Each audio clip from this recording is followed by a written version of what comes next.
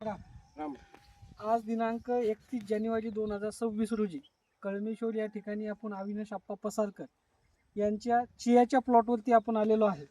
तर यावर्षी त्यांनी हा पहिला वर्ष आहे त्यांचं की चिया पीक घेण्याचं, आणि यावर्षी त्यांनी जे चिया घेतलेलं आहे completely green planet bio product या सेंद्रिय शेतीचे प्रोडक्ट वापरून त्यांनी या चिया प्लॉट डेव्हलप केलेला आहे. तर त्यांचा काय अनुभव आहे आपण त्यांच्याकडून जाणून घेणार आहे. सर्वप्रथम तुमचा परिचय करून द्या सर. मी अविनाश दिगंबर पसारकर, राहणार कळंबेश्वर, तालुका मेहकर, जिल्हा बुलढाणा. Mobile number 9921 83 22 34. मी याच वर्षी चियाचं पीक नवीन घेतलेलं आहे. हा.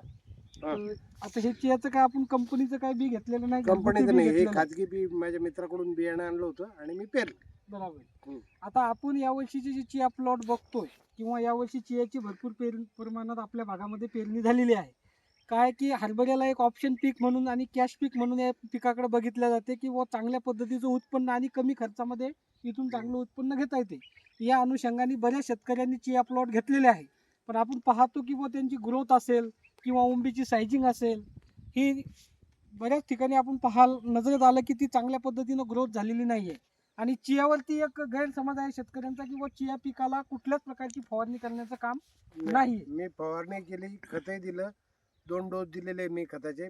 पेरणीसोबत भूमी पॉवर आणि हे आपलं ब्लूम ब्लूम प्रोम प्रोम प्रोम. हा.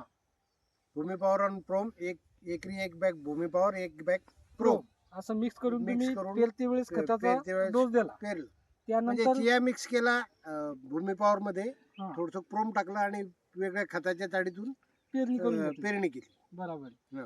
हा, मिक्सअप मध्येच पेरावा लागतो. पण जे काही शेतकरी आपल्याला सांगतात की बुवा चियाला काही फवारणी करायचं काम नाही, नाही. त्यांचा चिया या पद्धतीचा नाही आहे. कारण जरी चियाला कुठल्याच प्रकारचा अटॅक येत नसेल, म्हणजे याच्यामध्ये कुठल्याच प्रकारचं कीड आपल्याला पाहायला मिळत नाही, नाही, पण भनकं वगैरे येतं.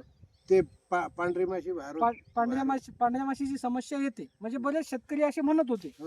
पण हे जरी कमी खर्चिक पीक असलं तरी याला न्यूट्रिशनची फवारणी आपल्याला द्यावा लागते. क्लायमेट बदलल्यानंतर फंगसचाही अटॅक या ठिकाणी होतो. तर फंगीसाईड आपण या ठिकाणी वापरलेला आहे. तर जसंही पेरणी झाल्यानंतर पहिला फवारा कोणता घेतला तुम्ही?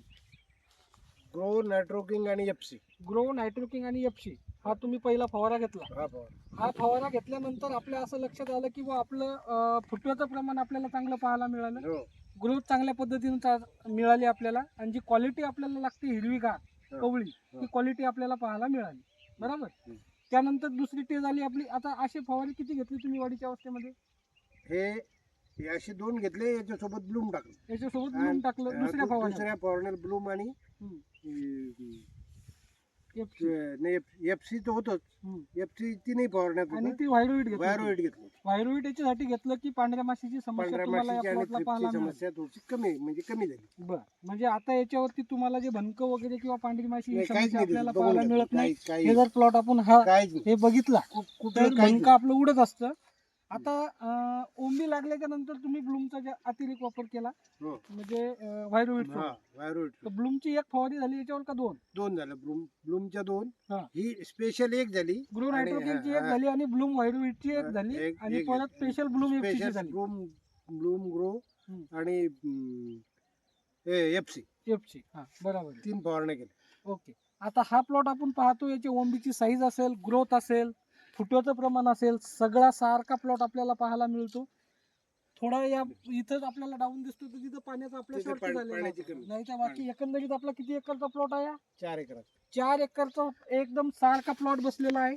आणि मिनिमम आवरेजचा अंदाज काय बांधलेला आहे तुम्ही या प्लॉट मध्ये? 6 ते 7 क्विंटल व्हायला पाहिजे असा माझा अंदाज. 6 ते 7 क्विंटलीचा आवरेज तुम्हाला व्हायला पाहिजे, आणि या क्वालिटीचा प्लॉट तुमचा आहे. आता मागच्या वर्षी डोनगावमध्ये आपण एक प्लॉट डेव्हलप केलेला होता पांडुरंग नामदेव सरकडे यांचा. तर त्याही प्लॉटची क्वालिटी याच पद्धतीची होती. तर त्यांचा प्लॉट म्हणजे 2 एकरमध्ये 13 क्विंटलचं आवरेज त्यांना त्या ठिकाणी मिळालेलं होतं. म्हणजे ग्रीन प्लॅनेट बायो प्रोडक्टचे हे प्रोडक्ट वापरून तुम्ही समाधानी आहात? बिलकुल एकदम समाधान. इतर शेतकऱ्यांना काय सांगा? ग्रीन चियासाठी तर आवश्यक शिफारस करेल मी की ग्रीन प्लॅनेटचं हे जे मी वापरलेलं हे 5 प्रॉडक्ट हे आणि खत मध्ये एक सांगायचं राहिलं.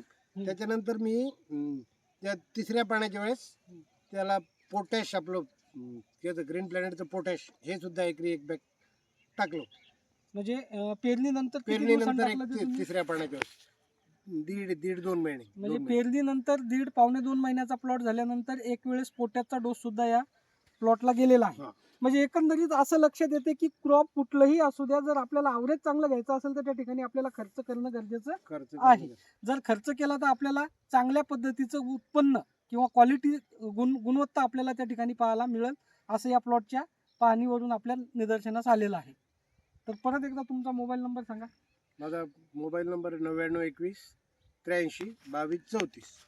ज्या काही शेतकऱ्यांनी चिया प्लॉट घेतलेले असतील आणि चियाबद्दल त्या काही समस्या त्यांना जाणवली असेल तर आवर्जून तुम्ही सांगितलेल्या नंबरवर फोन करू शकता. धन्यवाद.